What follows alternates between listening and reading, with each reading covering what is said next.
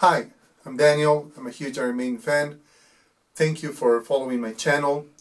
Today I'm going to be doing the last video of this initial series that I started for collectors, basically. I have tried to review some of the more collectible pieces of the entire Iron Maiden catalog, and tonight this episode will be like the last one of that. The following videos that I would be doing would be about unknown or less known facts about the band and about each of the albums and so on and so on. I'm going to begin those videos in about 2 weeks or so, okay? But tonight I wanted to talk about the Book of Souls, which is an album that came out. It is the second to last album that they did. And it's a great album. It's a very well made album. One of the best and most technical records that they ever made. More importantly, Iron Maiden, for a long time, they have recognized the wild, extremist, loud, excessive fan base in Latin America. Okay. And they have dedicated so much of their work to acknowledge and recognize, South America, starting with Rock in Rio. Not only the Rock in Rio from 2001, but there's like the Rock in Rio presentation that they had in 1985.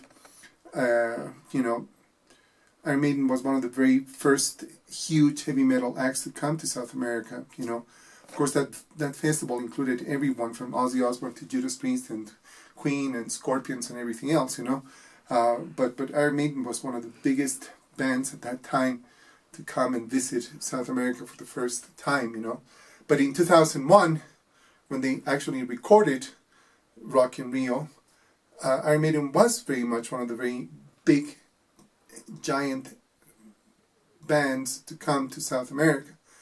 And shortly after they started to come, other big acts began to follow in the same footsteps, including Metallica and Motley Crue and Judas Priest and so on and so on. Many of these bands, they recognized, what Iron Maiden had known for a long time, that South American fans are the wildest, craziest, most insane, most devout fans in the planet, of metal especially, okay?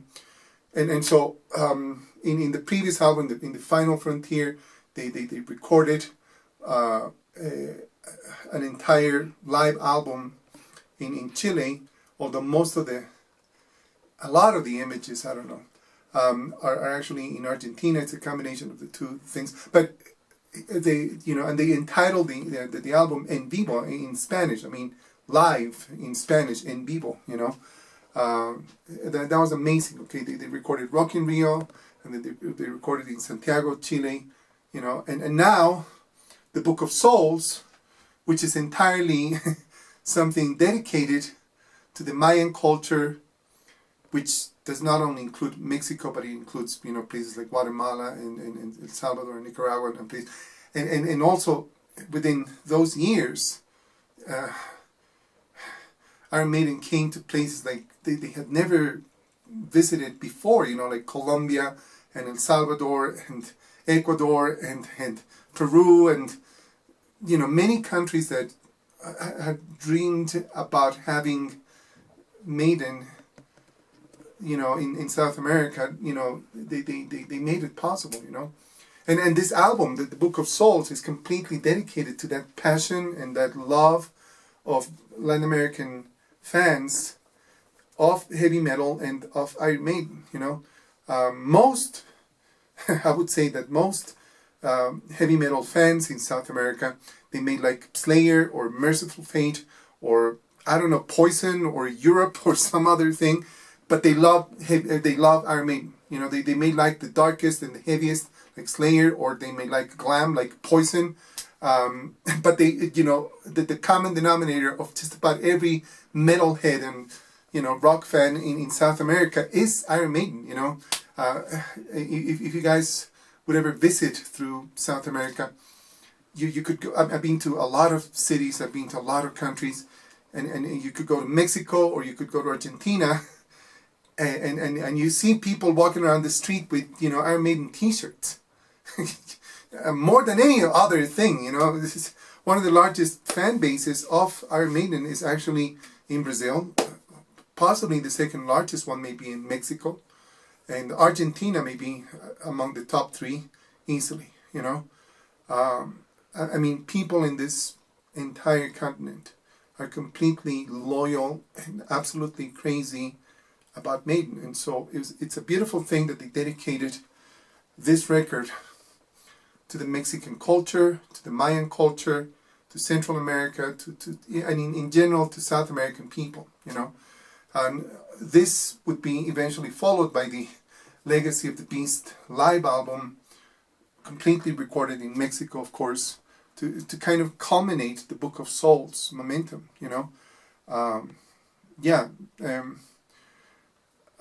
Maiden had always appreciated the kind of passion that Latinos have shown in every one of their shows, and I think that this period in their history clearly demonstrates how much they appreciate South American fans. Okay, so anyways, what I have basically, it's the Book of Souls vinyl.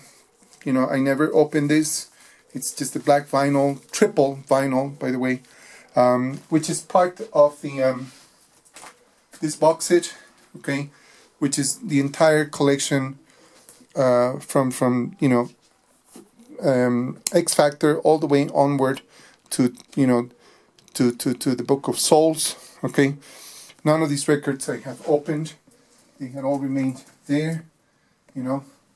I wish they would have come out with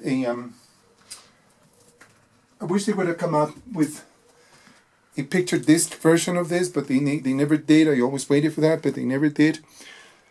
They kind of also stopped issuing singles. The only single they released for this album was this, The Empire of the Clouds, which, by the way, came out on April 16th, just like yesterday. Today's April 17th.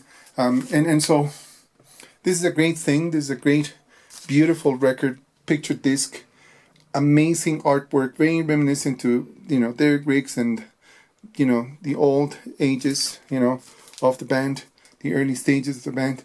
But this is a great, beautiful piece to have. Very unique. Like, it has a paper cover that is kind of like burnt, like a newspaper that has been burnt and, you know, bent outward. And in the middle you have the picture disc. It's just great. And they also came out for the first time. They released the album in this book kind of format, okay, which is beautiful, and it has a lot of detail, all of the lyrics and beautiful artwork, you know, and it comes in 2 discs, okay, and this is partly why I didn't also open the vinyl, because it's basically the same artwork that you would get here, and it's good enough. There's actually from this, there's the jewel case version of it, also double, and then there's the remastered version of it, also double, but I never bought them. There's a box set that came out of the Book of Souls that comes with a tiny Legacy of the Beast action figure and with a pin, and I ordered that, and it got lost in the mail years ago, and I've never been able to get it back. And then following, of course, the Book of Souls, there's the Book of Souls live chapter, okay, which is a great thing. Beautiful, fantastic, amazing record, okay. This also I have never opened. It's perfectly intact, and I love the cover here. I love the artwork that they did.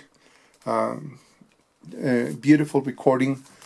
For this one, they also came out with the book version of the album, you know.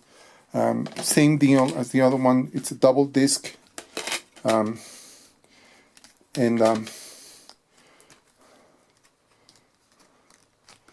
very detailed and with a lot of beautiful, gorgeous images of the tour. This is a great record to have.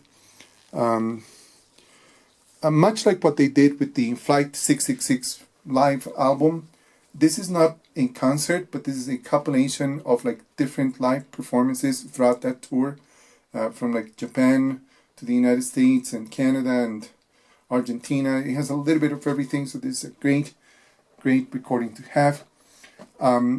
Everybody regrets that the band had never released a live album on DVD or Blu-ray of this.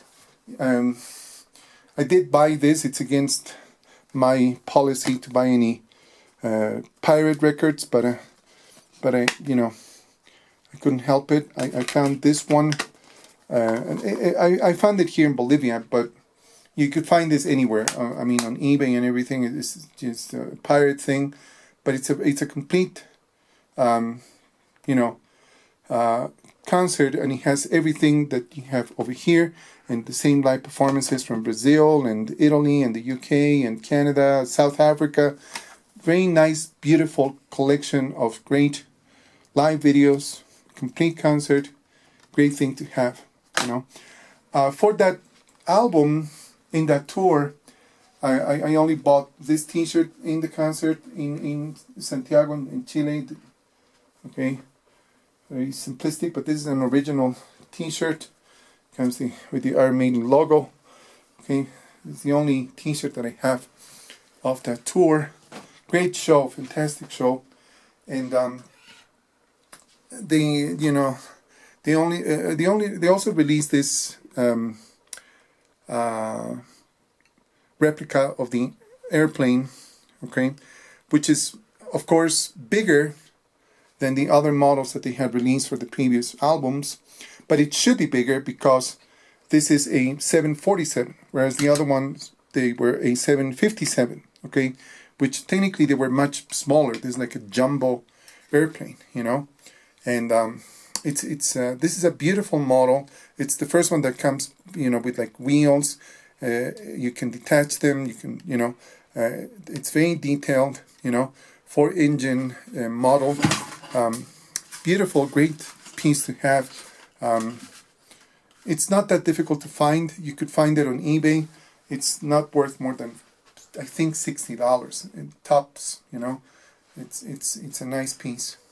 And then from the Trick or Treat, the company that has made the masks for Iron Maiden, they released this one mask for the Book of Souls, which is extremely intricate, very well made, beautiful,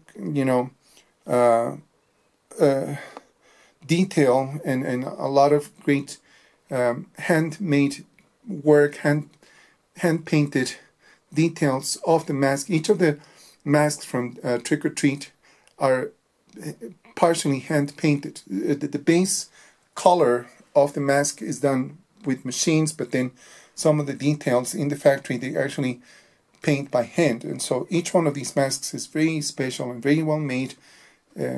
Beautiful pieces, one of my favorite masks from all of the ones that they had released. It is this one. I love this very, very much. So basically that's it. Thank you very much for following my channel. Please leave a thumbs up if you like the content. Try to subscribe, and I will be posting again pretty soon new videos about other unknown facts about the band and so on and so on.